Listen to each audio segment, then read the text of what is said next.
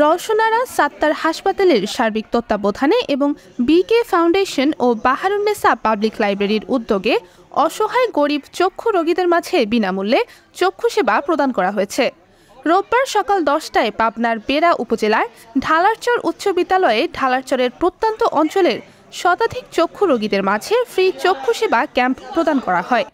বাহারুন্নেসা public লাইব্রেরির সাধারণ সম্পাদক ইঞ্জিনিয়ার আবু সাইমের সঞ্চালনায় ভিডিও কনফারেন্সের মাধ্যমে উক্ত চক্ষু ক্যাম্পেইনে সভাপতিত্ব করেন বাহারুন্নেসা পাবলিক লাইব্রেরির সভাপতি ও কাজিরহাট উচ্চ বিদ্যালয়ের প্রধান শিক্ষক আবুল কাশেম প্রামাণিক।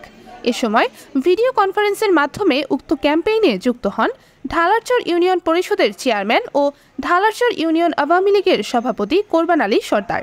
এছাড়া উক্ত ক্যাম্পেইনে আরও উপস্থিত ছিলেন ঢালারচর উচ্চ বিদ্যালয়ের প্রধান শিক্ষক আব্দুর রশিদ সর্দার, আমিনপুর থানা স্বেচ্ছাসেবক লীগের যুগ্ম সাধারণ সম্পাদক গোলাম সরোয়ার রাশিদ সহ স্থানীয় গণ্যমান্য ব্যক্তিবর্গ।